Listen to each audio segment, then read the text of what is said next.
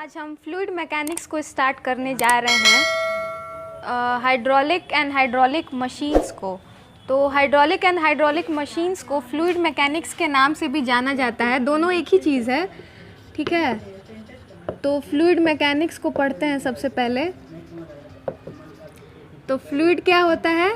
Fluid is a substance which can flow, ठीक है, वो सब्सटेंस जो फ्लो हो सके, विच कैन फ्लो, ठीक है। जैसे कि एग्जाम्पल में क्या आ गया, गैस हो गया या लिक्विड हो गया।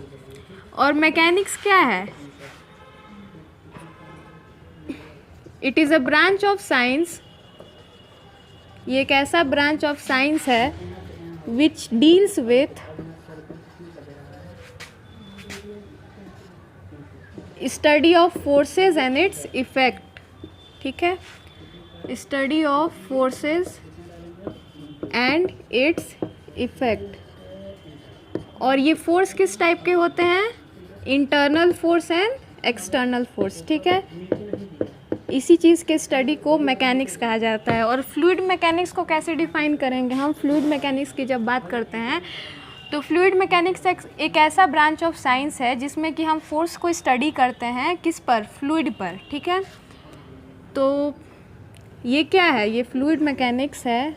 इसको कैसे डिफाइन करेंगे कि it is a branch of science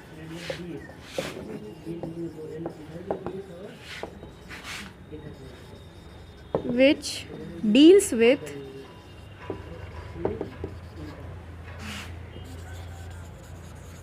study of forces and its effect on fluids, ठीक है।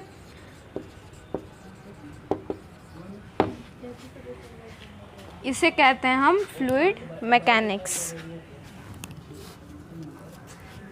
अब इंट्रोडक्शन को हम स्किप कर सकते हैं, या इंट्रोडक्शन वाला चैप्टर हम बाद में देखेंगे क्योंकि वो एक बहुत इजी चैप्टर है, ठीक है।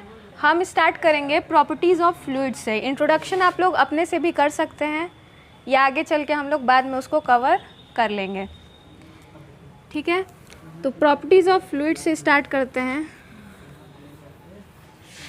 और नोट्स अगर आप लोग अपना बनाएंगे तो बहुत अच्छी बात है, वरना नोट्स आपको प्रोवाइड कर दिया जाएगा।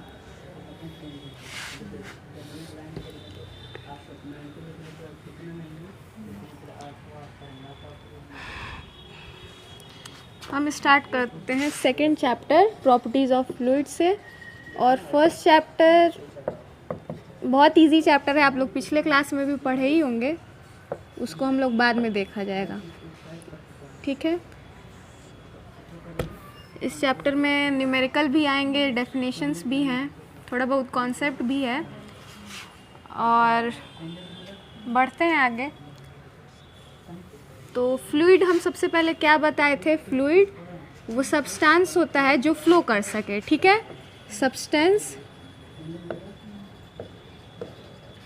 विच कैन फ्लो, ठीक है। जैसे कि गैस हो गया, वेपर हो गया, लिक्विड हो गया, ओके।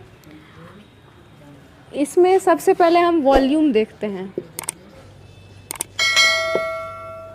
इसको हिंदी में आयतन कहते हैं, ठीक है।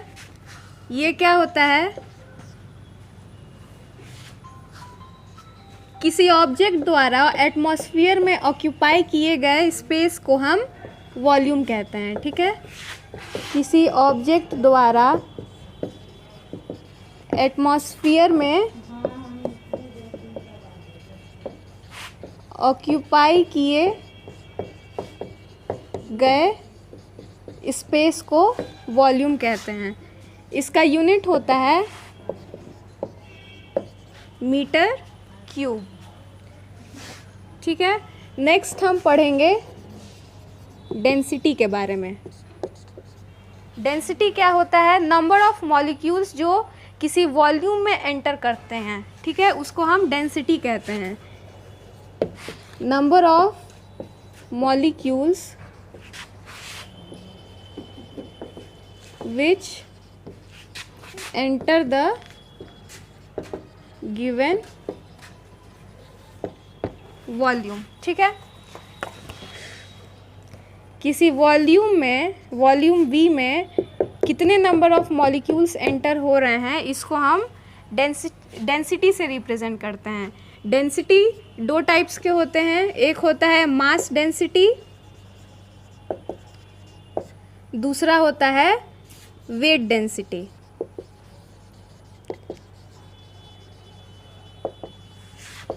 मास डेंसिटी क्या होता है? मास पर यूनिट वॉल्यूम को हम मास डेंसिटी कहते हैं। ठीक है, मास डेंसिटी को हम रो से रिप्रेजेंट करते हैं। ये होता है mass per unit volume. Mass density का यूनिट क्या होता है?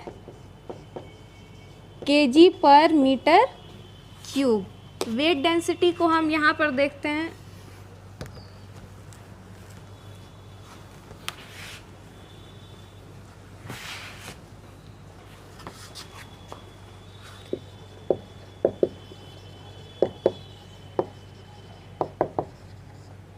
वेट डेंसिटी को हम ओमेगा या गामा से रिप्रेजेंट करते हैं।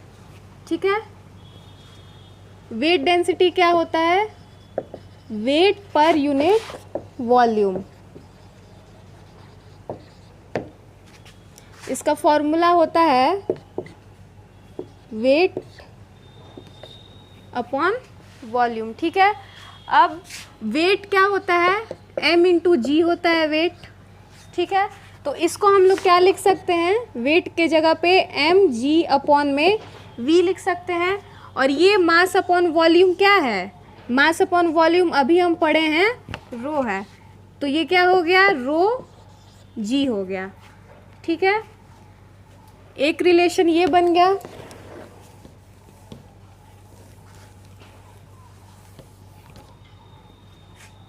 दूसरा, अब यूनिट की बात करते हैं।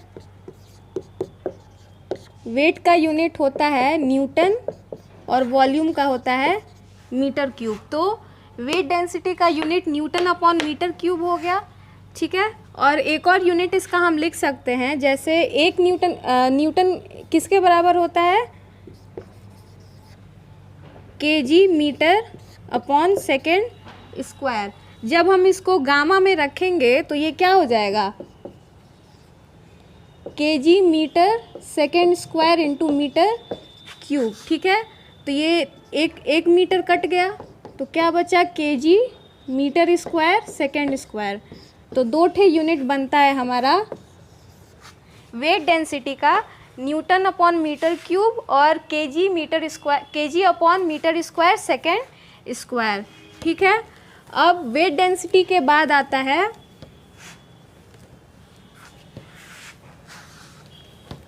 एक नोट लिख लीजिए इसके पहले।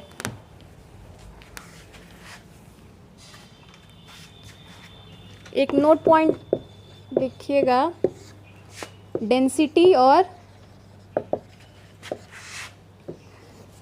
वेट डेंसिटी के लिए। ठीक है, डेंसिटी को हम रो से रिप्रेजेंट करते हैं और इसको हम किससे रिप्रेजेंट करते हैं? गामा से या फिर ओमेगा से। ठीक है, तो डेंसिटी ऑफ वाटर कितना होता है? 1000 kg per meter cube. Density of mercury कितना होता है? 13560 kg upon metre cube. Density of air कितना होता है? 1.21 kg per meter cube. Density of steel कितना होता है? 7850 kg पर मीटर क्यूब। ठीक है, और जब हम वेट डेंसिटी को कैलकुलेट करने जाते हैं तो वेट डेंसिटी किसके बराबर हो जाएगा? एक हम फॉर्मूला पढ़े थे कि गामा इज इक्वल टू रो जी। तो इस फॉर्मूला को कैलकुलेट करके हम वेट डेंसिटी को कैलकुलेट करेंगे। ठीक है, तो वेट डेंसिटी ऑफ वाटर क्या होगा? Rho ji. Density of water होता है 1000 इंटू 9.81, कितना हो जाएगा? 9810 न्यूटन अपॉन मीटर क्यूब। फिर रो ऑफ मर्करी क्या होगा, 13560 into 9.81, 13288 newton upon metre cube आ जाता है इसका वैल्यू। फिर हम एयर का कैलकुलेट करेंगे, 1.21 इंटू 9.81, ये किसके बराबर हो जाता है, 11.85 न्यूटन प्रति मीटर क्यूब। और वेट डेंसिटी ऑफ एयर को कैलकुलेट करेंगे तो 7850 इंटू 9.81, ये हो जाता है 76930 न्यूटन अपॉन मीटर क्यूब। ठीक है, तो ये वॉल्यूम और डेंसिटी का टॉपिक हो गया। अब हम रेशियो के बारे में पढ़ेंगे, जिस क्या स्पेसिफिक ग्रेविटी और स्पेसिफिक डेंसिटी, जिसको हिंदी में हम अपेक्षित गुरुत्व और अपेक्षित घनत्व कहते हैं। ठीक है,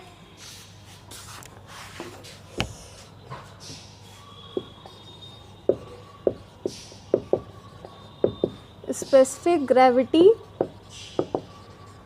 या स्पेसिफिक डेंसिटी, इसका हिंदी क्या होता है,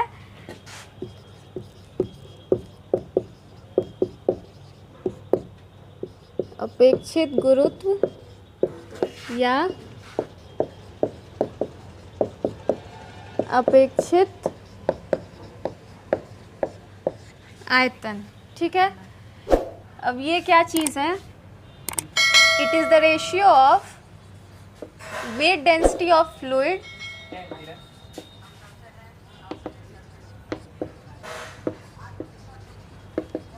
अपॉन एक minute, weight density of fluid to weight density of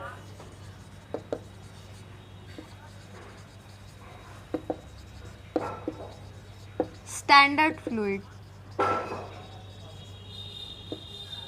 ठीक है, देखिए ये आयतन नहीं होगा, ये घनत्व होगा, अपेक्षित घनत्व।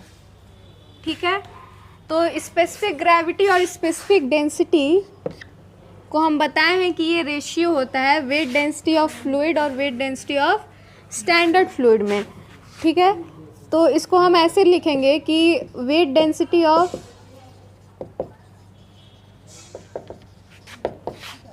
Fluid upon weight density of standard fluid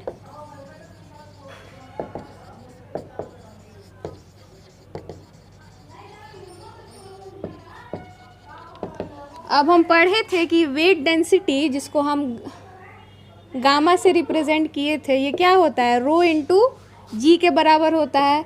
तो ये क्या होगा, rho g upon rho of fluid upon rho of standard fluid into ji.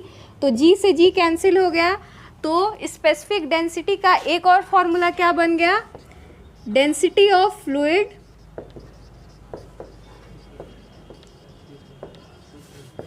Upon density of standard fluid. ठीक है, दूसरी चीज़, लिक्विड के केस में, फॉर लिक्विड हम स्टैंडर्ड फ्लूइड किसको लेते हैं, वाटर को लेते हैं। Standard fluid we take water. ठीक है, पानी जिसका क्या होता है, जिसका डेंसिटी कितने बराबर होता है, 1000 kg प्रति मीटर क्यूब। ठीक है, और गैस के केस में, फॉर गैस हम स्टैंडर्ड फ्लूइड किसको लेते हैं, वी टेक एयर, जिसका वैल्यू कितना होता है, 1.21 kg अपॉन मीटर क्यूब। ठीक है, और एक चीज़ समझिएगा, अगर और स्पेसिफिक ग्रेविटी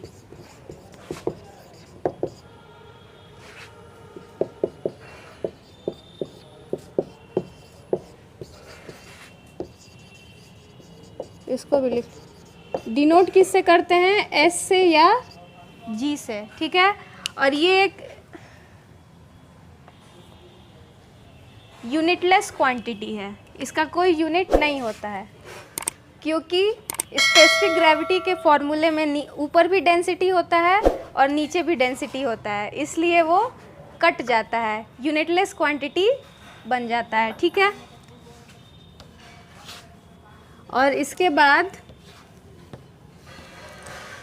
इस टॉपिक पर बेस्ड न्यूमेरिकल्स भी हैं।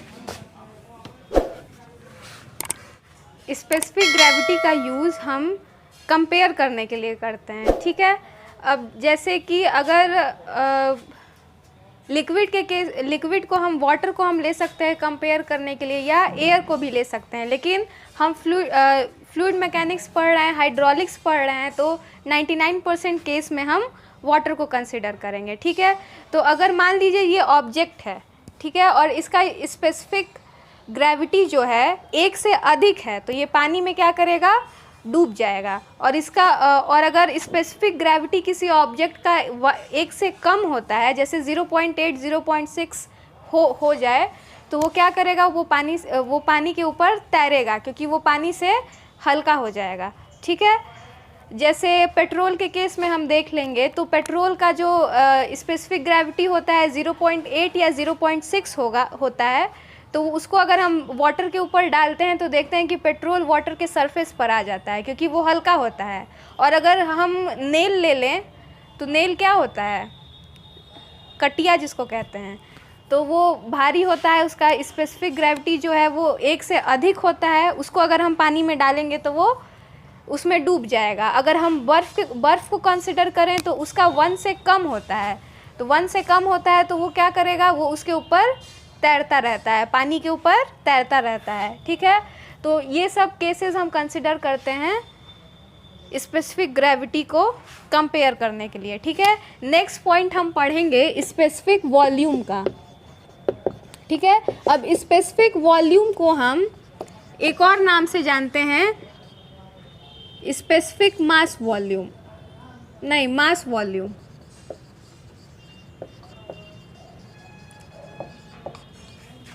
ये क्या होता है, ये होता है ratio of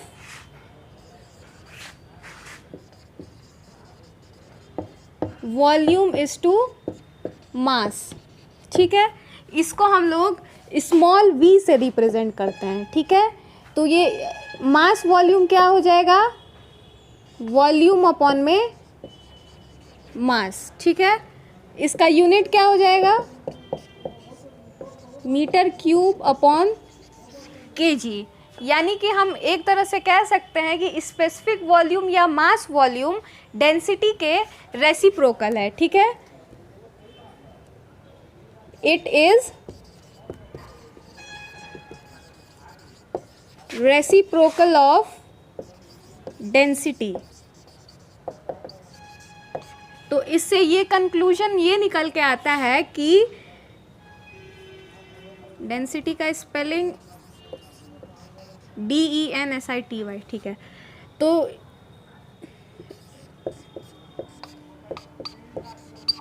density into specific volume is equal to 1।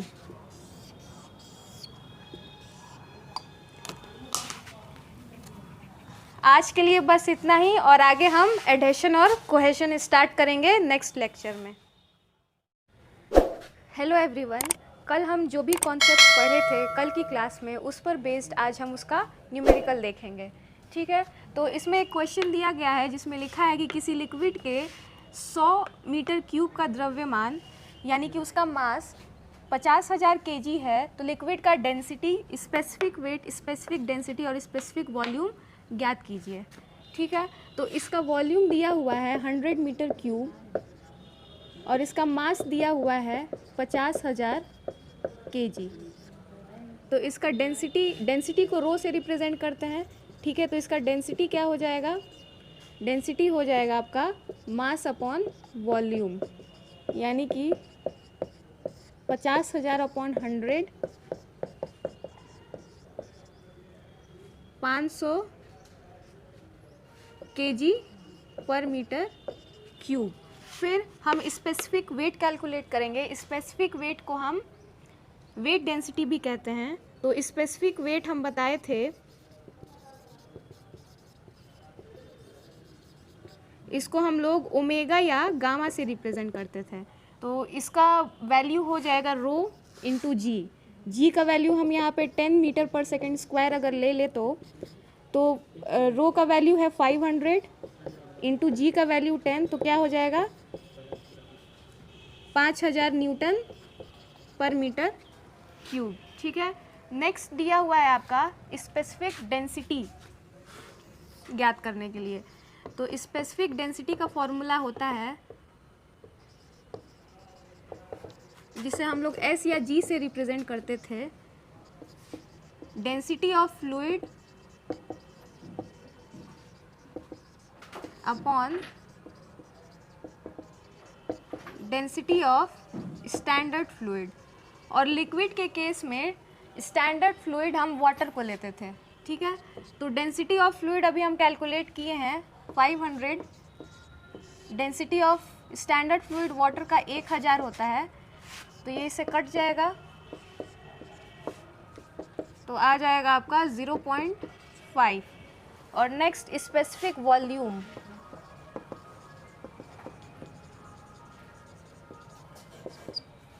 Specific volume होता है, इस कल एक रिलेशन पढ़े थे कि स्पेसिफिक वॉल्यूम डेंसिटी के इन्वर्सली प्रोपोर्शनल होता है।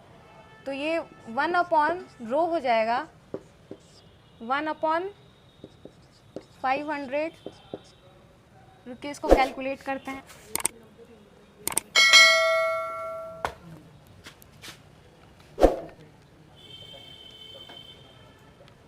वन डिवाइडेड बाई 500 तो आएगा आपका 0.002 मीटर क्यूब पर केजी।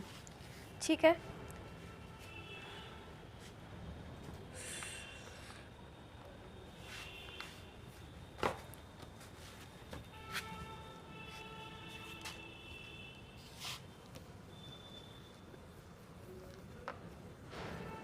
अब इसके बाद कल जो हम एक रिलेशन देखे थे, specific volume into density reciprocal होता है एक दूसरे के, और उसका प्रोडक्ट 1 के बराबर होता है।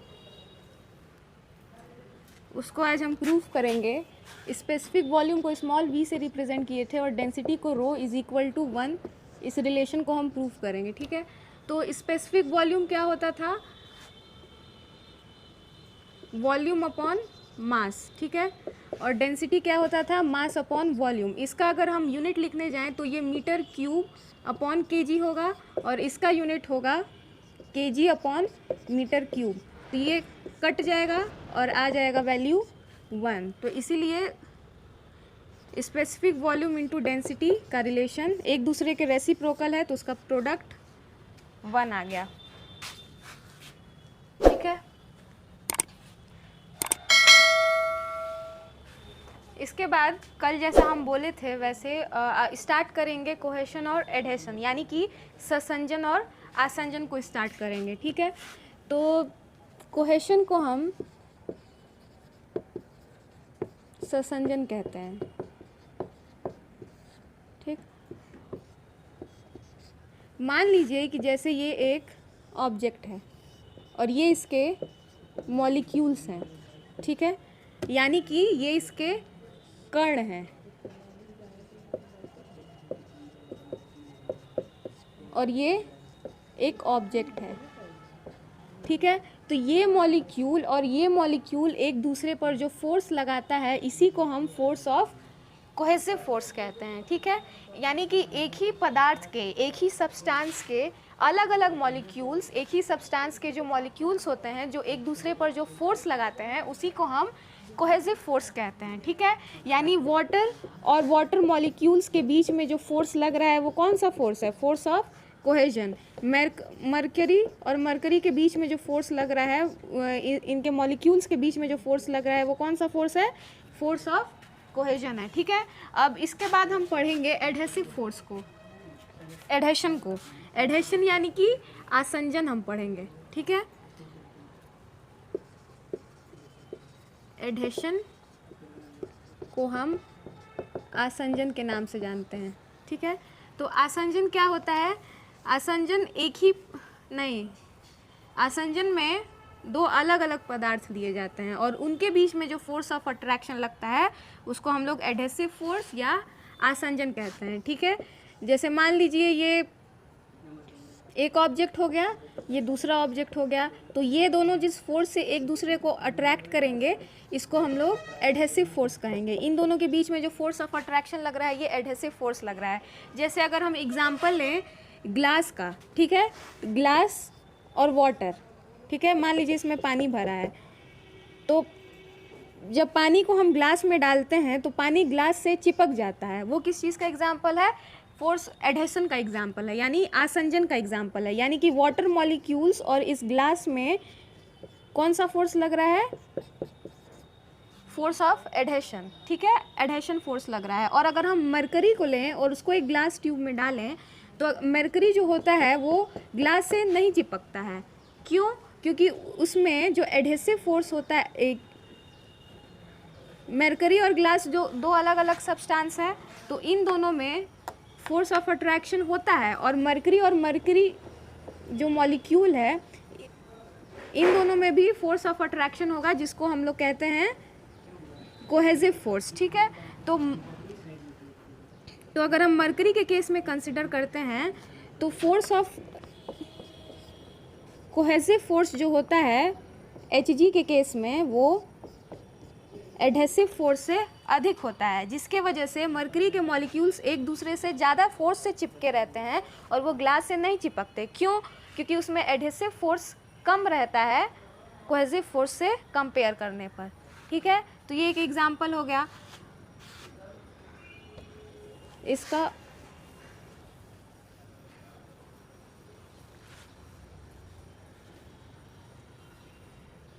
अगर हम इसको अगर हम Hg और Hg को कंसिडर करेंगे और वाटर को कंसिडर करेंगे, ठीक है, तो इन दोनों के बीच में क्या लग रहा है? Force of cohesion. इन दोनों के बीच में क्या लग रहा है? Force of cohesive force. ठीक है, और अगर हम Hg और ग्लास को कंसिडर करें और वाटर और ग्लास को कंसिडर करें, ठीक है, तो इसमें एडहेसिव फोर्स लग रहा है और इसमें भी एडहेसिव फोर्स लग रहा है।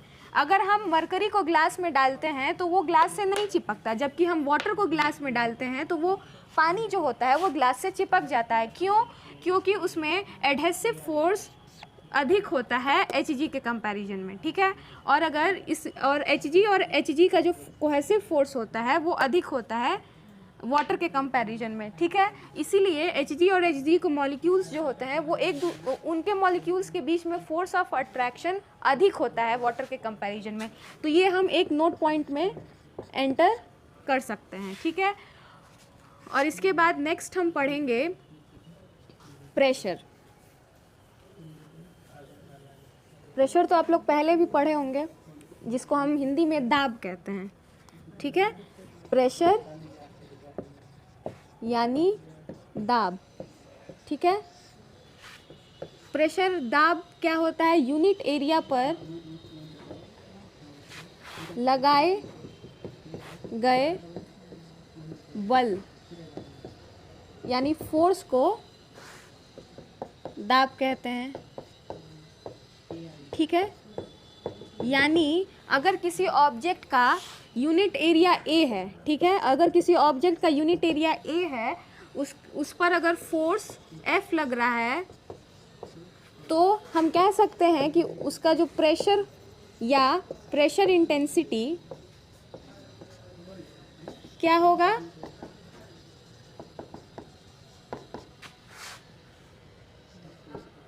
बल बटा क्षेत्रफल। ठीक है, किसी यूनिट एरिया पर जो फोर्स लग रहा है उसी को हम प्रेशर कहते हैं। ठीक है, ध्यान रखिएगा यूनिट एरिया। ठीक है, अब इसका यूनिट क्या होगा? फोर्स का यूनिट होता है न्यूटन, एरिया का होता है मीटर स्क्वायर, न्यूटन पर मीटर स्क्वायर। ठीक है, इसके बाद हम नेक्स्ट टॉपिक पढ़ेंगे सरफेस टेंशन।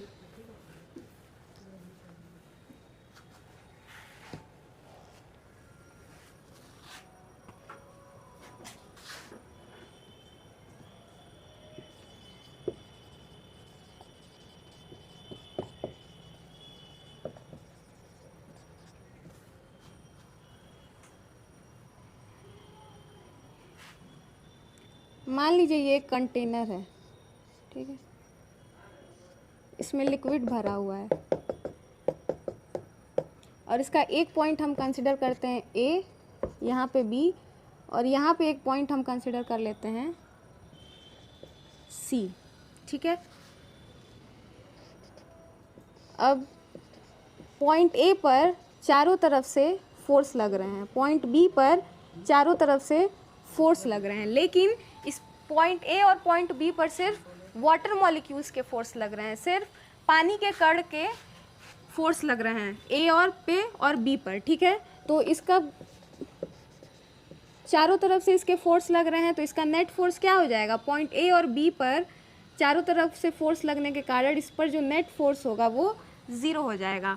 और पॉइंट सी को जब हम देखते हैं तो पॉइंट सी यहाँ पर है ऊपर, यानी कि ऊपर एयर का भी प्रेशर लग रहा है, एटमॉस्फेयर से भी एक फोर्स आ रहा है, और नीचे जो है पॉइंट सी पर वाटर के मॉलिक्यूल्स का भी फोर्स लग रहा है, यानी कि पॉइंट सी पर ऊपर से एडहेशन फोर्स लग रहा है। एडहेशन फोर्स क्या होता है, यानी कि आसंजन क्या होता है, दो अलग अलग पदार्थों के बीच जो फोर्स ऑफ अट्रैक्शन लगता है, जो आकर्षण बल लगता है, उसको हम एडहेशन फोर्स कहते हैं, ठीक है। तो ये एयर और वाटर मॉलिक्यूल्स के बीच में लग रहा है। दूसरा, ये यहाँ पे वाटर मॉलिक्यूल्स के बीच में लग रहा है, पानी और पानी के मॉलिक्यूल्स के बीच में आकर्षण बल लग रहा है। तो पॉइंट सी पर दो ठे फोर्स लग रहा है, इसको हम लोग फोर्स ऑफ कोहेजन कहेंगे। तो यहाँ पे फोर्स ऑफ एडहेशन लग रहा है, यहाँ पे फोर्स ऑफ कोहेजन लग रहा है, यहाँ पे आसंजन लग रहा है, ठीक है। तो इसके बाद तो यहाँ पे क्या होगा, यहाँ पे इस पॉइंट पे कोहेसिव फोर्स लगने के कारण ये जो सरफेस होता है, देखिए फोर्स ऑफ एडहेशन से फोर्स ऑफ कोहेजन अधिक हो जाता है, ठीक है। तो उसके वजह से यहाँ पे जो सरफेस होता है ये ऐसे बन जाता है, ठीक है। इसको हम लोग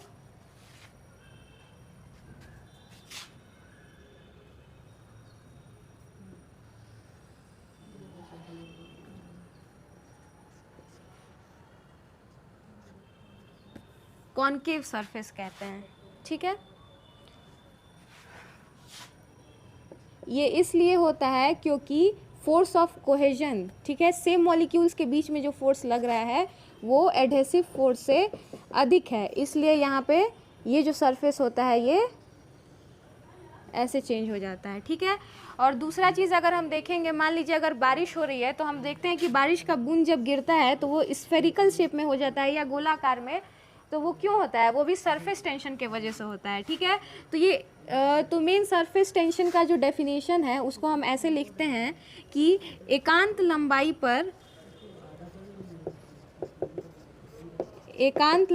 पर जो तनन बल लग रहा है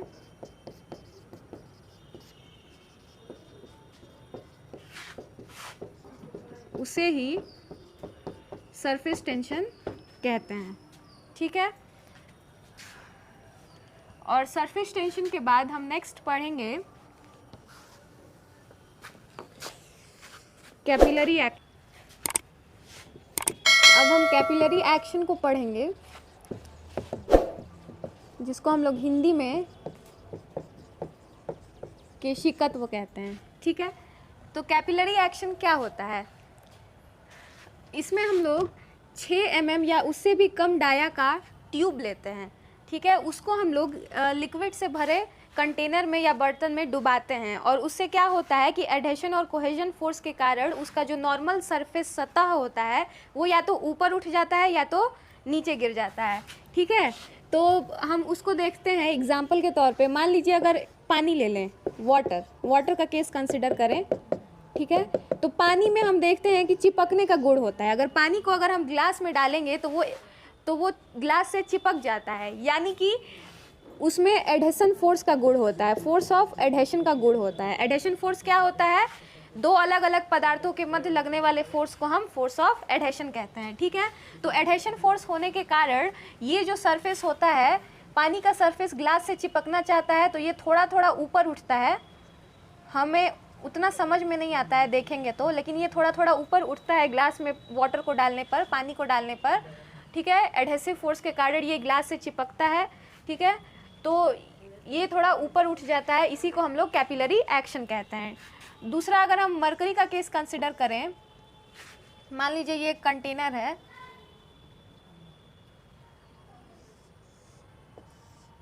अगर इसमें मरकरी भरा है तो मरकरी के मॉलिक्यूल्स का, मरकरी के कण का एक दूसरे से जो फोर्स ऑफ अट्रैक्शन होता है, उसके जो मॉलिक्यूल्स के बीच में जो फोर्स ऑफ अट्रैक्शन होता है वो अधिक होता है, वो एक दूसरे से ज़्यादा चिपकते हैं, ठीक है।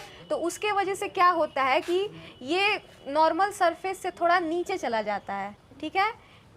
ये अपने ही मतलब ये मरकरी की तरफ ही अट्रैक्ट होगा, ठीक है। ये ग्लास से नहीं चिपकना चाहेगा क्योंकि इसमें कोहेसिव फोर्स अधिक है, ठीक है। तो ये थोड़ा नॉर्मल सरफेस से, मान लीजिए अगर यहाँ तक है तो ये नॉर्मल सरफेस से थोड़ा नीचे चला जाता है, ठीक है। इसमें क्या लग रहा है, इसमें कोहेसिव फोर्स लग रहा है, ठीक है, कोहेजन फोर्स जाता है, और ये जो होता है ये नॉर्मल सरफेस से थोड़ा उठ जाता है, ठीक है, क्योंकि ये ग्लास से चिपकना चाहता है। इसका जो सरफेस होता है ये कॉनकेव हो जाता है, और इसका जो सरफेस होता है ये कॉन्वेक्स बन जाता है, ठीक है। और अगर हम एक और केस देखें, ये तो मरकरी है, सिंबल इसका Hg होता है।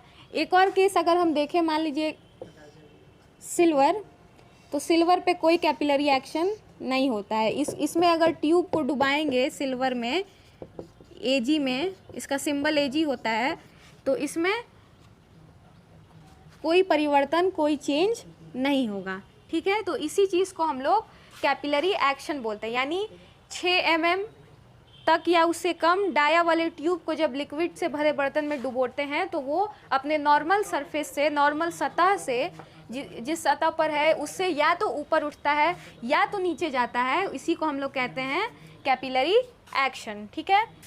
दूसरा हम लोग पढ़ेंगे कॉन्टैक्ट एंगल, जिसको हम लोग कहते हैं स्पर्श कोण, ठीक है।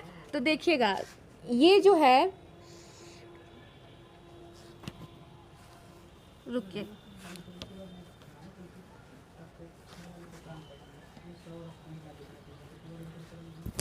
कॉन्टैक्ट एंगल, जिसको हम लोग स्पर्श कोण कहते हैं, ठीक है। अभी हम वाटर का बनाए थे, तो इसको हम कहे थे ये अपने नॉर्मल सरफेस से ऊपर उठ जाता है एडहेशन के कारण, ठीक है। अगर हम, ये वाटर है, अगर हम मरकरी को कंसिडर करें तो ये अपने नॉर्मल सरफेस से नीचे चला जाता है एडहेशन के कारण। और अगर हम सिल्वर को कंसिडर करें, सिल्वर को देखें, तो ये, इसमें कोई चेंज, कोई परिवर्तन नहीं होता है, ठीक है। तो कॉन्टैक्ट एंगल क्या होता है, पहले इसका डेफिनेशन को हम देखते हैं। तो लिक्विड और सॉलिड के संपर्क पॉइंट पर खींचा गया टेंजेंट, अभी समझ में आएगा, लिक्विड और सॉलिड के संपर्क पॉइंट पर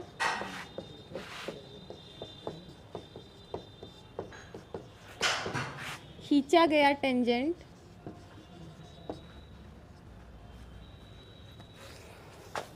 सॉलिड के सरफेस से जो एंगल बनाता है, ठीक है,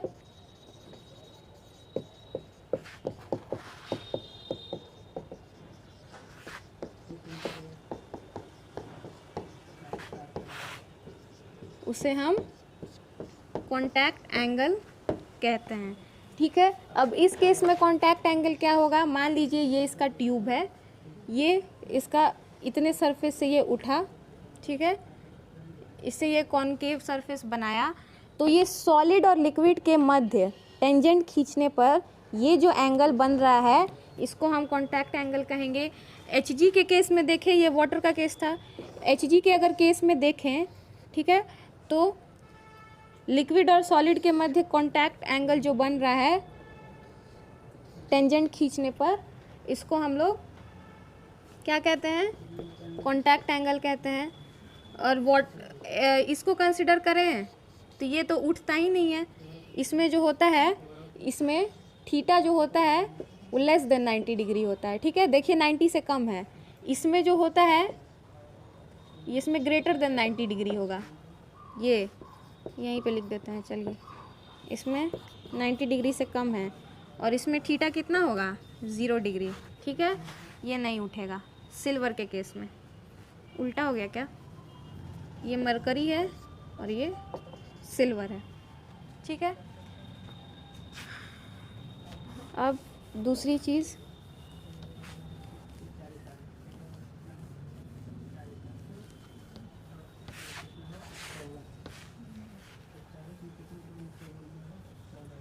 और अगर हम वाटर का राइज और फॉल, कितना वाटर उठ रहा है कितना नीचे गिर रहा है, अगर उसको हम देखें तो उतना तो अभी हमको ज़रूरी नहीं है और वो एग्ज़ाम में भी नहीं आएगा वो फॉर्मूला। लेकिन फिर भी अगर चाहें तो देख सकते हैं कि अगर हम इसी बेसिस पर अगर हमको वाटर कितना नीचे उठ रहा है या कितना गिर रहा है वाटर अपने नॉर्मल सरफेस से अगर कैलकुलेट करना हो तो उसका फॉर्मूला होता है 4 sigma cos theta upon rho G D, ठीक है।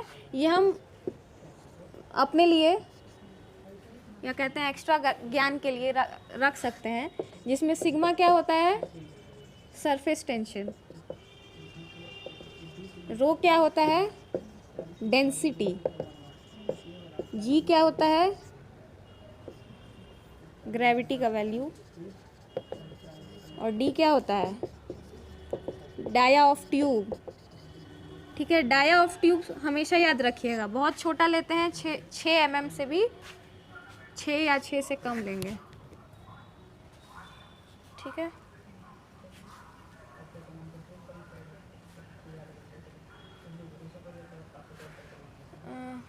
फॉल,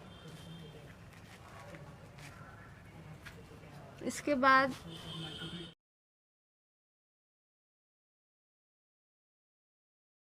हेलो एवरीवन, आज हम स्टार्ट करेंगे कंप्रेसिबिलिटी, ठीक है।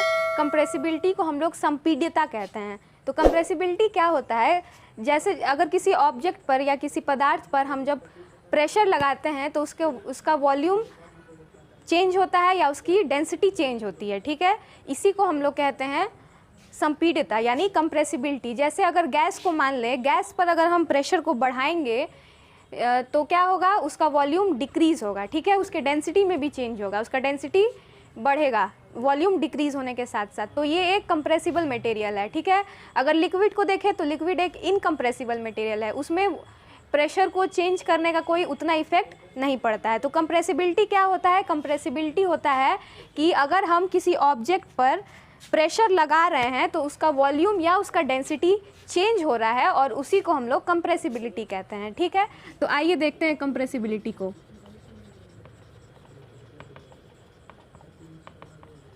कंप्रेसिबिलिटी यानी संपीड्यता, ठीक है। तो अभी बताए कंप्रेसिबिलिटी क्या होता है। तो इसके बाद कंप्रेसिबिलिटी को हम लोग किस चीज़ से रिप्रेजेंट करते हैं? हम लोग इसको बीटा से रिप्रेजेंट करते हैं, ठीक है। इसका सिंबल है बीटा। तो बीटा जो होता है वो बल्क मॉड्यूलस के इन्वर्सली प्रोपोर्शनल होता है, ठीक है। Inversely proportional to bulk modulus के, ठीक है। और नोट्स में आपको मिल जाएगा सारा डेफिनेशन। अगर किसी को हिंदी या इंग्लिश में अगर किसी को प्रॉब्लम हो रहा है तो उसको नोट्स प्रोवाइड कर दिया जाएगा।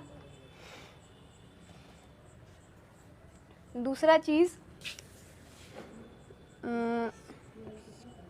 चलिए इसको बनाते हैं।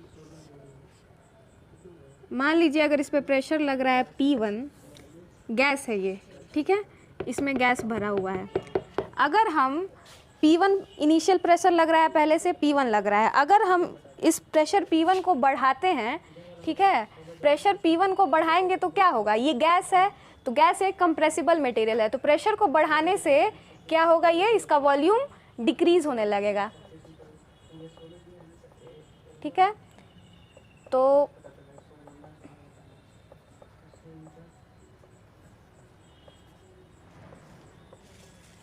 ये वॉल्यूम यहाँ आ जाएगा। मान लीजिए ये इसका पहला वॉल्यूम था V1, तो इसका वॉल्यूम घट के क्या हो जाएगा V2, ठीक है। यानी गैस के केस में जैसे जैसे हम प्रेशर इंक्रीज कर रहे हैं वैसे वैसे क्या हो रहा है, वॉल्यूम हमारा डिक्रीज हो रहा है, ठीक है। और डेंसिटी का फॉर्मूला क्या होता है, मास अपॉन वॉल्यूम। तो इस रिलेशन से देख सकते हैं कि जैसे जैसे हम वॉल्यूम को घटाएंगे वैसे वैसे डेंसिटी बढ़ेगा, ठीक है। तो जब भी प्रेशर लगता है गैस पर, प्रेशर इंक्रीज होता है तो वॉल्यूम घटता है और डेंसिटी क्या होता है, बढ़ता है। गैस क्या है, एक कंप्रेसिबल मटेरियल है, ठीक है। अगर हम लिक्विड को देखें, जैसे मान लीजिए ये लिक्विड है, ठीक है। तो लिक्विड होता है एक इनकम्प्रेसिबल मटेरियल होता है,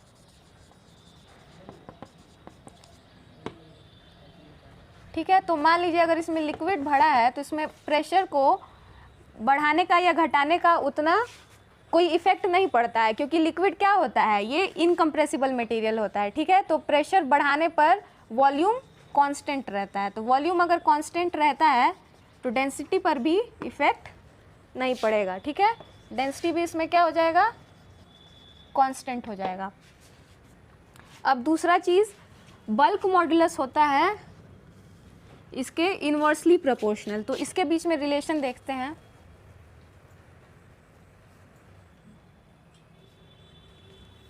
देखिए,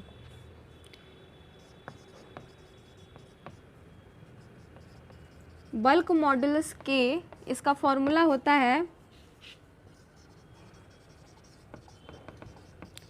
चेंज इन प्रेशर अपॉन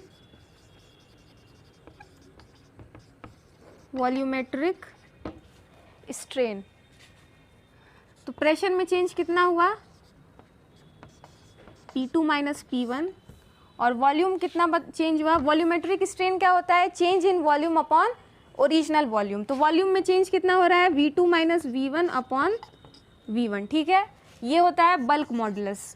और यहाँ पे हम माइनस साइन लगाते हैं, ये क्या रिप्रेजेंट करता है कि प्रेशर के इंक्रीज होने से, प्रेशर के बढ़ने से वॉल्यूम क्या हो रहा है, डिक्रीज हो रहा है, वॉल्यूम घट रहा है। इसको हम लोग माइनस साइन से रिप्रेजेंट करते हैं।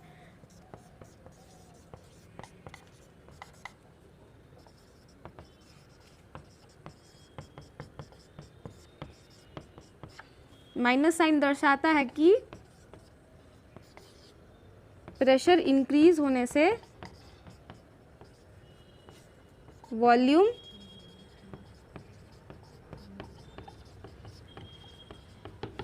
घट रहा है, ठीक है। तो बीटा अगर इतना है, सॉरी, बल्क मॉडुलस को हम लोग के से रिप्रेजेंट करते थे ना, तो ये के का वैल्यू होगा, कंफ्यूज मत होइएगा इसमें। और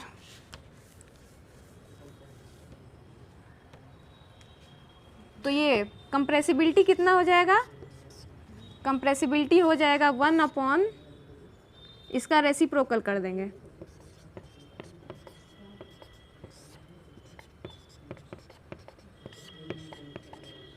ठीक है। ये हो जाएगा हमारा बल्क कंप्रेसिबिलिटी का फॉर्मूला। तो क्या हो जाएगा, ये V2 minus V1 upon P2 minus P1, इसको माइनस लगा देंगे, ठीक है। अब कंप्रेसिबिलिटी के बाद हम आते हैं विस्कोसिटी के बारे में।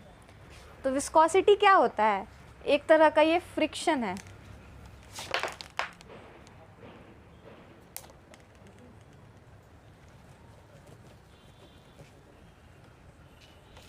सॉलिड और सॉलिड के बीच में जो फोर्स लगता है उसको हम लोग क्या कहते हैं, फ्रिक्शनल फोर्स, सॉलिड बॉडी के बीच में। तो वैसे ही फ्लूइड के मोशन को रोकने के लिए जो फोर्स लगता है वो क्या होता है, वो विस्कस फोर्स होता है, और उसी को हम लोग विस्कोसिटी कहते हैं। इसको हिंदी में हम लोग शयानता कहेंगे, ठीक है। तो मान लीजिए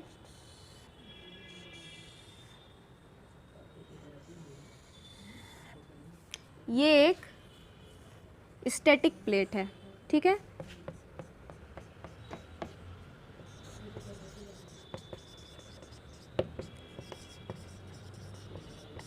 ठीक है, और इसके ऊपर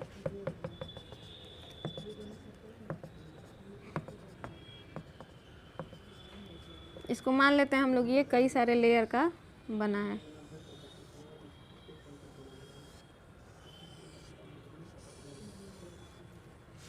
ठीक है।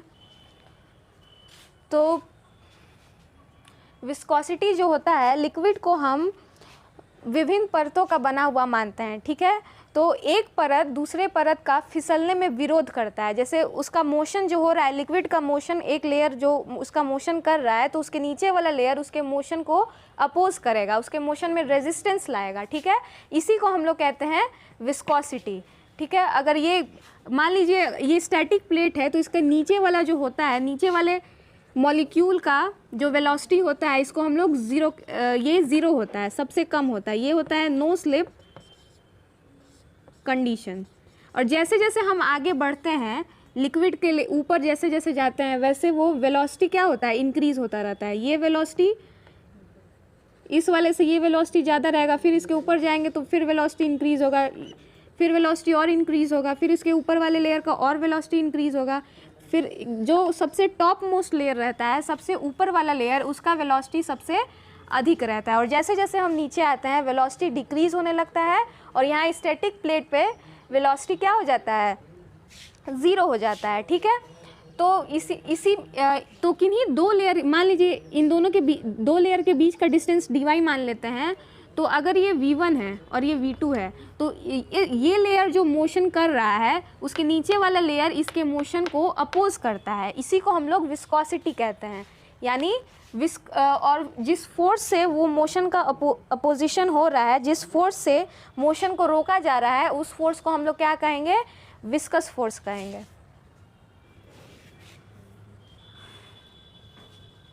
ठीक है। और जैसे लिक्विड को अगर कंसिडर करें तो लिक्विड जितना गाढ़ा होता है, जैसे हम लोग कोल टार ले लें या मध ले लें तो वो, या ऑयल ले लीजिए, मस्टर्ड ऑयल, कड़ू तेल, तो वो गाढ़ा होता है, वो ज़्यादा विस्कस होता है, वो उतने अच्छे से नहीं फिसल पाएगा जितने तेज़ी से पानी या पेट्रोल फिसल जाएंगे, ठीक है। तो लिक्विड जितना पतला होता है उसका विस्कोसिटी उतना कम होगा। कम श्यानता वाले, कम विस्कोसिटी वाले लिक्विड और सरलता से फ्लो कर सकते हैं, और जो ज़्यादा विस्कस मटेरियल होता है उसको फ्लो करने में उतना आसानी नहीं होती है, ठीक है। तो यही कॉन्सेप्ट होता है हमारा विस्कोसिटी का, क्या कि resistance offered in path of flow of a motion of fluid, ठीक है। मोशन ऑफ लिक्विड को, मोशन ऑफ फ्लूइड को जो विरोध मिलता है, जो रेजिस्टेंस मिलता है उसके नेक्स्ट लेयर से, उसी को हम लोग विस्कोसिटी कहते हैं, ठीक है। अब इसके डेरिवेशन पे आते हैं। तो दो लेयर के बीच में, जैसे जैसे दो लेयर के बीच में जो विस्कस फोर्स होता है वो डायरेक्टली प्रोपोर्शनल होता है उसके वेलोसिटी ग्रेडियंट के, ठीक है। विस्कस फोर्स F दो लेयर के बीच में जो लग रहा है वो डायरेक्टली प्रोपोर्शनल है वेलोसिटी ग्रेडियंट। वेलोसिटी ग्रेडियंट क्या होता है, velocity per unit distance, change in velocity per unit distance,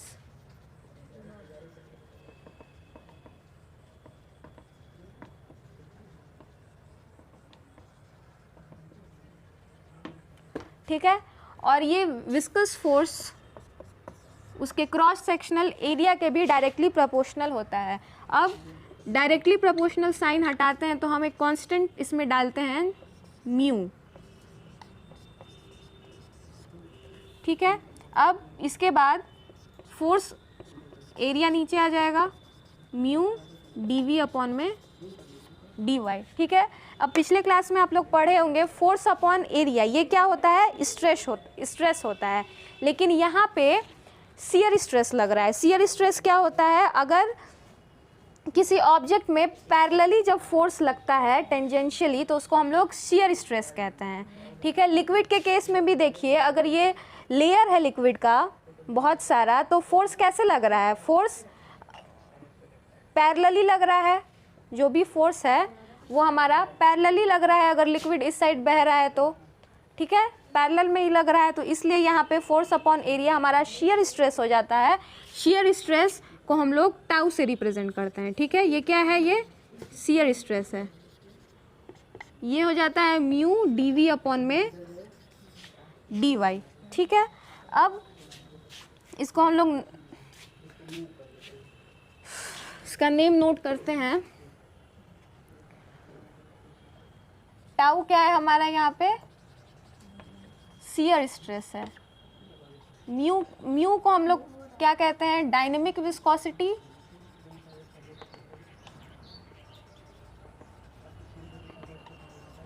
या coefficient of viscosity,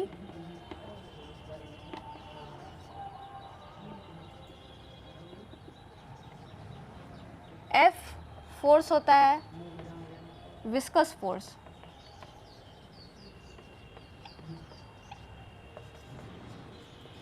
cross sectional area ए,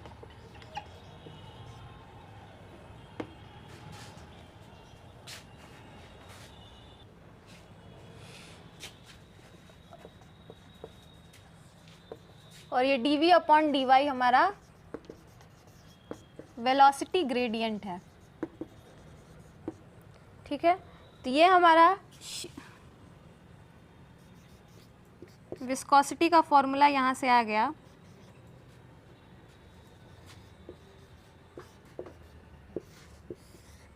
या कोफिशिएंट ऑफ विस्कोसिटी, ठीक है। अब हम इसका यूनिट देखते हैं।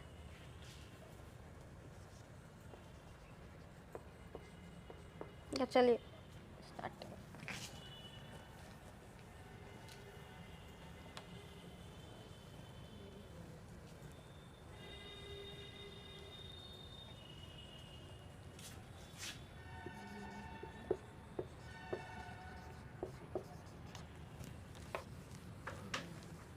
अब हम आते हैं विस्कोसिटी के यूनिट पर, ठीक है।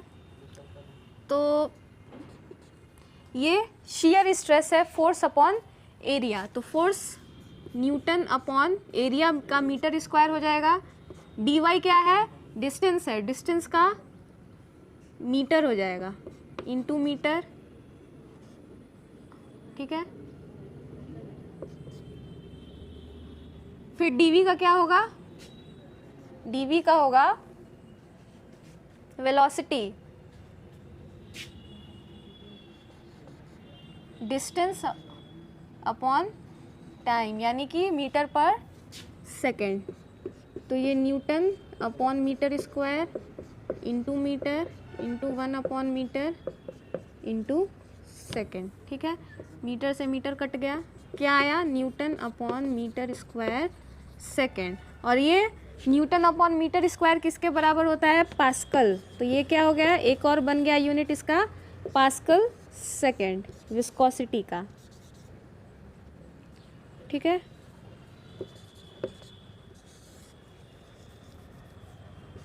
यूनिट ऑफ विस्कोसिटी, ये भी एक यूनिट ऑफ विस्कोसिटी है।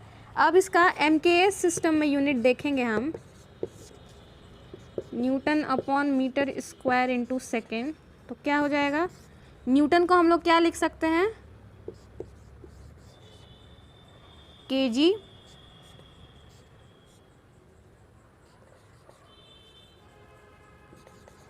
मीटर पर सेकेंड स्क्वायर, ठीक है। ये किसके बराबर होगा, KG into meter into second point second square into meter square. तो ये इससे गया, ये किससे गया, तो KG second, KG meter second. ये क्या होगा एमकेएस सिस्टम में। और सीजीएस सिस्टम में देखेंगे तो केजी की जगह ग्राम हो जाएगा सेंटीमीटर, और ये सेकंड का सेकंड ही रहेगा। इसी को हम लोग कहते हैं unit of mu in CGS system, इसी को हम लोग कहते हैं पॉइस कहते हैं, ठीक है। इसके बाद आता है काइनेमेटिक विस्कोसिटी, ठीक है।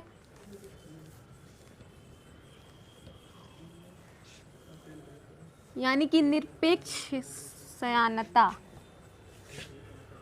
काइनेमेटिक विस्कोसिटी एक रेशियो है, ratio of viscosity to density. ये क्या है?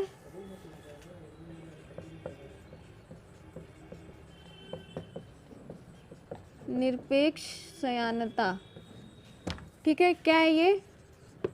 Ratio of viscosity. विस्कोसिटी को किससे रिप्रेजेंट करते थे? म्यू से, टू मास डेंसिटी रो होता है, ठीक है। काइनेमेटिक विस्कोसिटी को हम लोग किससे रिप्रेजेंट करते हैं? न्यू से, न्यू, ये वी ऐसे बनता है, ठीक है। तो क्या हो गया फॉर्मूला आपका? म्यू अपॉन में डेंसिटी। अब इसका यूनिट हम देखते हैं, ठीक है। तो विस्कोसिटी और डेंसिटी का क्या होगा?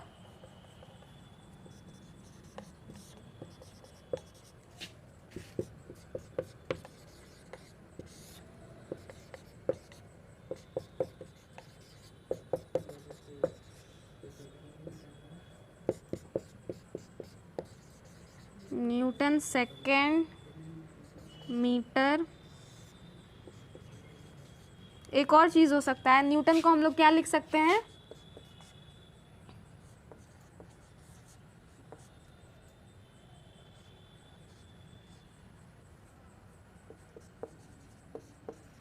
KG meter per second square into second into meter upon KG, ठीक है। या KG into meter into second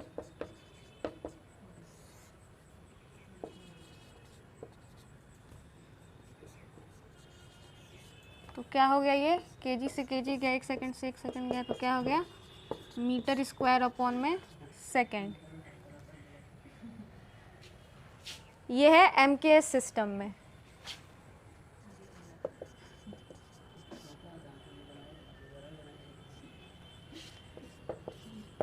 CGS system में जब करेंगे तो सेंटीमीटर स्क्वायर अपॉन सेकंड हो जाएगा, जिसको हम लोग स्टोक कहते हैं, ठीक है, स्टोक। अब ये हो गया unit CGS system, MKS system में।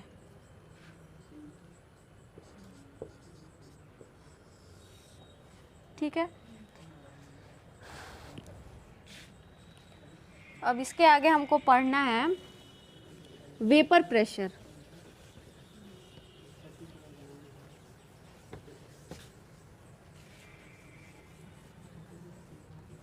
जिसको हम लोग हिंदी में वाष्प दाब कहते हैं।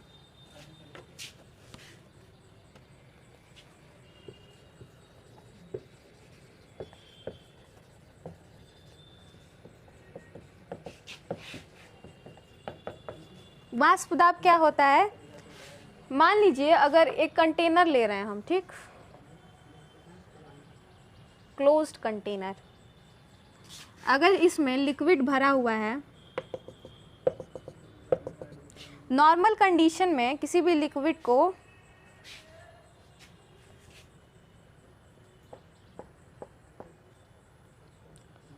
वाष्प में कन्वर्ट होने की टेंडेंसी रहती है, ठीक है।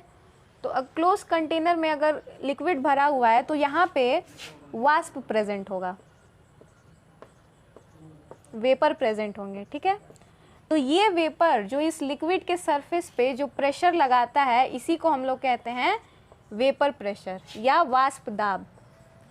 किसी क्लोज्ड कंटेनर में लिक्विड के सरफेस के ऊपर प्रेजेंट वाष्प या वेपर जो लिक्विड के सरफेस पर जो प्रेशर लगाता है, दाब लगाता है, उसको हम लोग वाष्प दाब या वेपर प्रेशर कहते हैं। ठीक है, अगर हम टेम्परेचर बढ़ाते हैं तो वाष्प दाब क्या होगा, बढ़ेगा। क्यों? क्योंकि लिक्विड के मॉलिक्यूल्स वेपर में कन्वर्ट होंगे, तो उससे क्या हो जाएगा, हमारा वाष्प दाब और बढ़ने लगेगा टेम्परेचर के बढ़ाने से। ठीक है, इसी को हम लोग वाष्प दाब कहते हैं।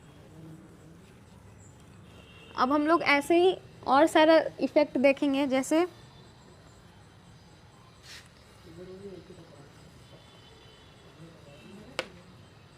Effect of temperature and pressure on volume. ठीक है, गैस को देखते हैं। जैसे जैसे हम लिक्विड का टेम्परेचर बढ़ाते हैं, गैस का टेम्परेचर हम बढ़ाएंगे, टेम्परेचर बढ़ाने पर गैस के मॉलिक्यूल्स क्या होते हैं,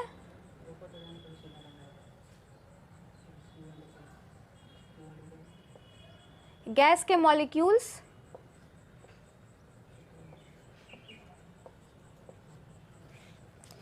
जिगजैग डायरेक्शन में मूव करते हैं, यानी कि इधर उधर जाने लगते हैं, जिसके वजह से वॉल्यूम क्या हो जाता है, इंक्रीज होने लगता है। ठीक है, और अगर हम प्रेशर बढ़ाते हैं, अगर हम प्रेशर बढ़ाएंगे गैस पर, गैस के मॉलिक्यूल्स,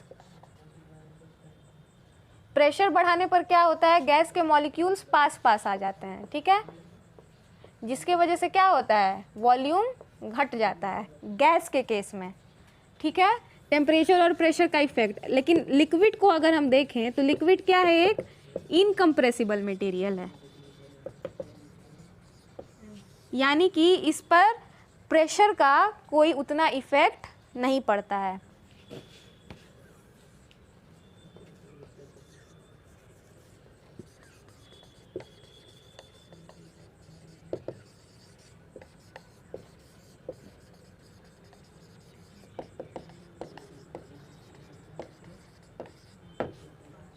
ठीक है, लिक्विड एक इनकम्प्रेसिबल मटेरियल है, तो उसका प्रेशर बढ़ाएंगे तो कोई उतना इफेक्ट नहीं पड़ेगा या बहुत कम इफेक्ट पड़ेगा, एकदम नेग्लिजिबल मान सकते हैं।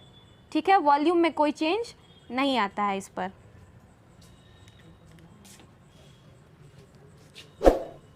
लिक्विड एक इनकम्प्रेसिबल मटेरियल है, तो इनकम्प्रेसिबल मटेरियल है तो इसमें टेम्परेचर और प्रेशर से कोई उतना इफेक्ट नहीं पड़ता है। ठीक है, टेम्परेचर और प्रेशर के चेंज से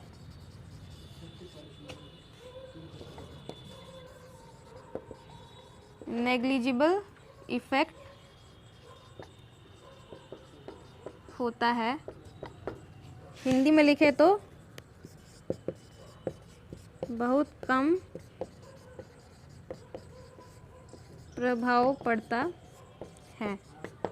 ठीक है, लिक्विड इनकम्प्रेसिबल है, इसलिए इस पर टेम्परेचर और प्रेशर का कोई खास फर्क नहीं पड़ता है। ठीक है, इसके वॉल्यूम पर कोई खास फर्क नहीं पड़ता है। ठीक है, कि चेंज से यहाँ पे लिख लीजिएगा, वॉल्यूम पर नेग्लिजिबल इफेक्ट पड़ता है।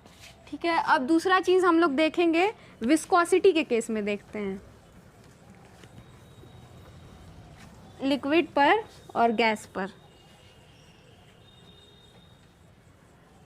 विस्कोसिटी पर क्या इफेक्ट पड़ता है, effect of temperature on viscosity. Viscosity पर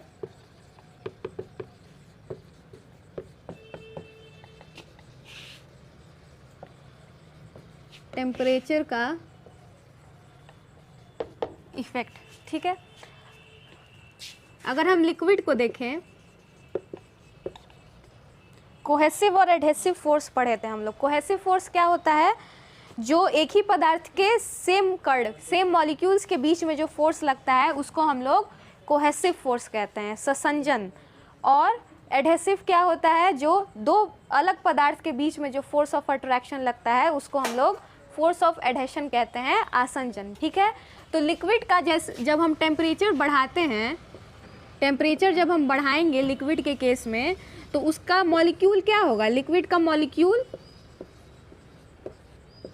तेजी से इधर उधर जाने की कोशिश करेगा, जिसके वजह से क्या होगा, सेम मॉलिक्यूल्स के बीच में force of cohesion, cohesive force.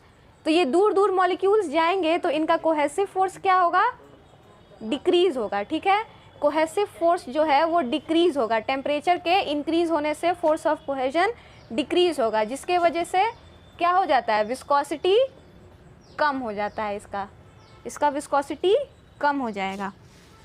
ठीक है, अगर हम गैस को देखें तो टेम्परेचर बढ़ाने पर हॉट गैस का टेंडेंसी क्या होता है, हॉट गैस को अगर हम मान लीजिए अगर इसमें गैस भरा है, इसका टेम्परेचर अगर हम इंक्रीज़ कर रहे हैं तो ये हमेशा ऊपर की ओर जाता है, ऊपर की ओर जाता है तो गैस के मॉलिक्यूल्स क्या होंगे, ऊपर की ओर इकट्ठा हो जाएंगे, तो सारे मॉलिक्यूल्स पास पास आ गए, तो इसमें फोर्स ऑफ कोहेजन क्या हुआ, बढ़ गया। टेम्परेचर बढ़ाने पर कोहेसिव फोर्स बढ़ गया, जिसके वजह से विस्कोसिटी बढ़ जाएगा, क्योंकि मॉलिक्यूल्स और पास पास आ गए, force of cohesion between molecules और स्ट्रॉन्ग हो गया गैस के केस में। ठीक है, इसके बाद फिर हम पढ़ेंगे सरफेस टेंशन।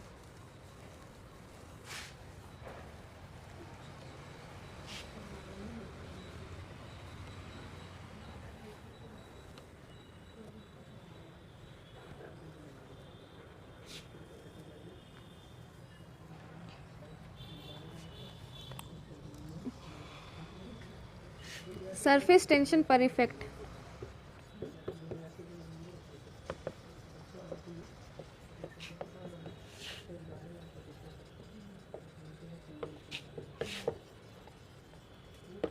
ठीक है। अब जैसे जैसे हम टेम्परेचर को बढ़ाते हैं, ठीक है, टेम्परेचर को बढ़ाएंगे तो उसका फोर्स ऑफ कोहेजन क्या होगा, कम होगा। ठीक है, तो उसका सरफेस टेंशन कम हो जाता है। ठीक है, अभी हम पढ़े हैं मॉलिक्यूल्स क्या होंगे, टेम्परेचर बढ़ाने पर और दूर दूर जाएंगे, दूर दूर जाएंगे तो मॉलिक्यूल्स और मॉलिक्यूल्स के बीच का जो फोर्स है वो कम हो जाएगा, जिसके वजह से सरफेस टेंशन भी कम हो जाता है। ठीक है, तो ये इफेक्ट होता है सरफेस टेंशन पर टेम्परेचर का, टेम्परेचर को बढ़ाने का इफेक्ट। ठीक है, तो इस वीडियो में इतना ही। हम इस चैप्टर पर बेस्ड न्यूमेरिकल्स ट्राई करेंगे। ठीक है, न्यूमेरिकल्स बहुत इजी आते हैं या डायरेक्ट फार्मूला बेस्ड न्यूमेरिकल्स आते हैं फ्लूइड मैकेनिक्स में। चलिए अब न्यूमेरिकल लगाते हैं।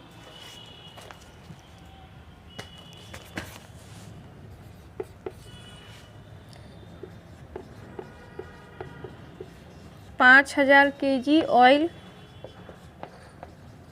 का वॉल्यूम यानी आयतन 6.4 मीटर क्यूब पाया गया है। इसका डेंसिटी ज्ञात करिए, स्पेसिफिक वेट,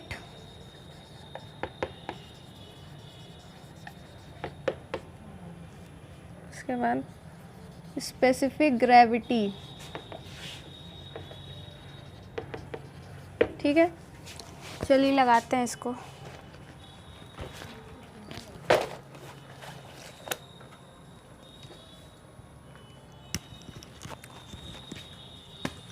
डेंसिटी क्या होता है, डेंसिटी को रो से रिप्रेजेंट करते थे, वो होता था मास अपॉन वॉल्यूम। ठीक है, मास कितना दिया है 5000 kg upon volume 6.4 meter cube, तो 5000 divided by 6.4 781.25 kg per meter cube. ठीक है, दूसरा हमको कैलकुलेट करना है स्पेसिफिक वेट। स्पेसिफिक वेट को हम लोग किससे रिप्रेजेंट करते थे, ओमेगा से या गामा से रिप्रेजेंट करते थे ना।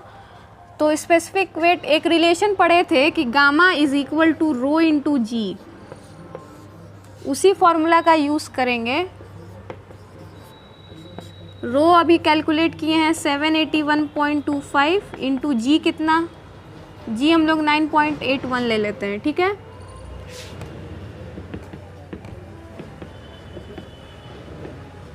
ठीक है,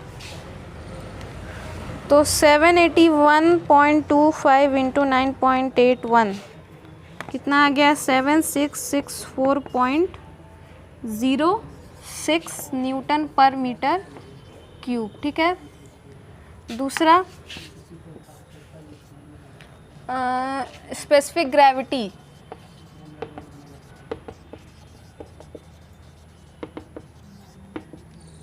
क्या होता है, density of fluid upon density of standard fluid, ठीक है। तो डेंसिटी ऑफ फ्लूइड अभी कैलकुलेट किए हैं, ऑयल है तो फ्लूइड क्या होगा, स्टैंडर्ड फ्लूइड वाटर होगा। वाटर का क्या होता है डेंसिटी, 1000 होता है, तो 0.781 आ गया, ठीक है। इसका कोई यूनिट नहीं होगा, ठीक है। तो अब नेक्स्ट क्वेश्चन ट्राई करते हैं।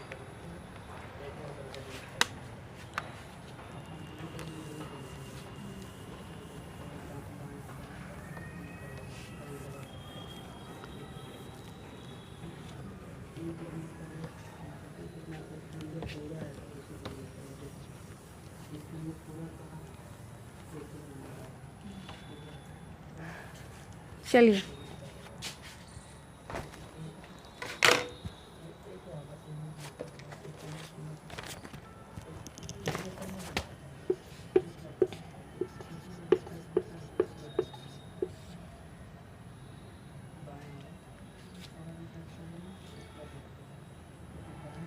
किसी लिक्विड के 1 लीटर का भार 8 न्यूटन है, लिक्विड का स्पेसिफिक ग्रेविटी, इस क्वेश्चन को आप लोग एक बार खुद से ट्राई करिएगा, कोशिश करिएगा।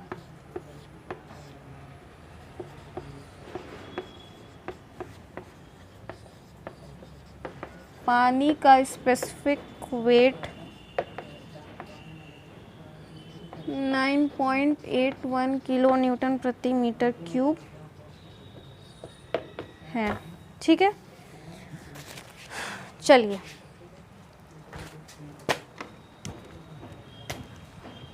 तो इसमें हमको क्या क्या दिया है, लिक्विड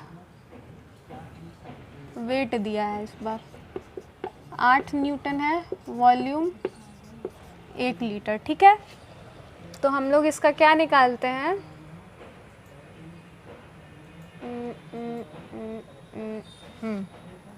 वेट डेंसिटी निकालते हैं, ठीक है।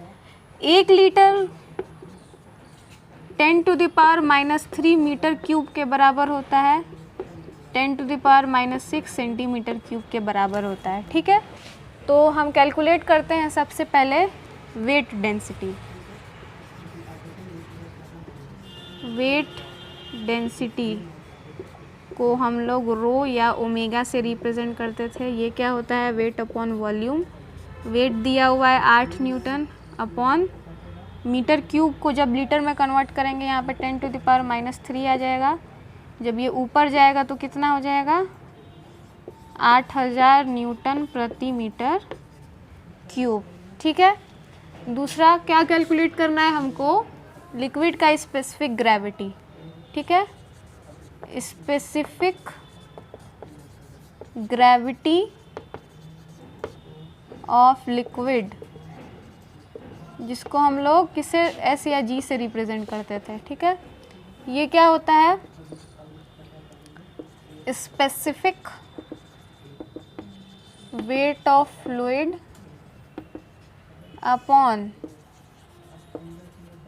Specific weight of standard fluid हो जाएगा, ठीक है, स्टैंडर्ड फ्लूइड। तो स्पेसिफिक वेट ऑफ फ्लूइड अभी हम कैलकुलेट किए हैं, कितना आया है 8000। दूसरा स्पेसिफिक वेट ये किलो न्यूटन पर मीटर क्यूब में दिया है, तो इसको न्यूटन पर मीटर क्यूब में चेंज करेंगे, क्योंकि ये भी क्या है न्यूटन पर मीटर क्यूब। तो यहाँ पे रखेंगे तो दोनों का यूनिट सेम होना चाहिए। तो ये 8000 न्यूटन पर मीटर क्यूब है, तो ये 9.81 इंटू 1000 न्यूटन पर मीटर क्यूब। तो 1000 से 1000 कट गया, 8 डिवाइडेड बाई 9.81 0.815 आंसर आ जाएगा, ठीक है। तो ये क्वेश्चन हो गया। अब दूसरा क्वेश्चन देखते हैं, एक और।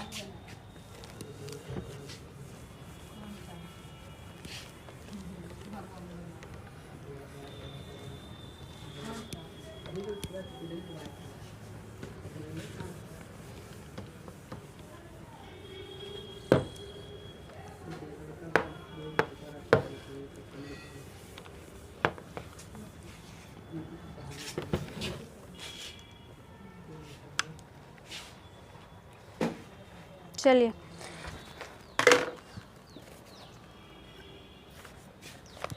दिया है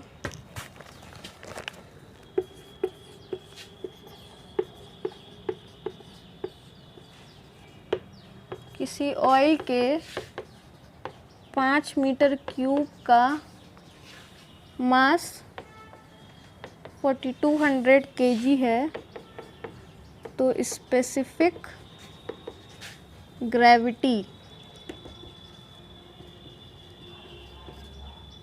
ज्ञात करिए, ठीक है।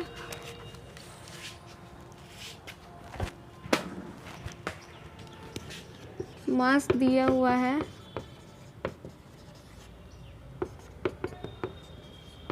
इसका हम लोग डेंसिटी कैलकुलेट कर सकते हैं। Density rho is equal to mass upon volume.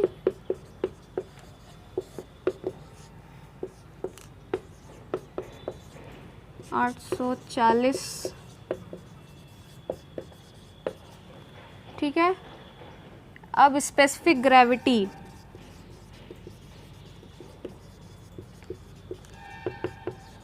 S या जी से डिनोट करते थे। इसका फॉर्मूला होता था density of fluid upon density of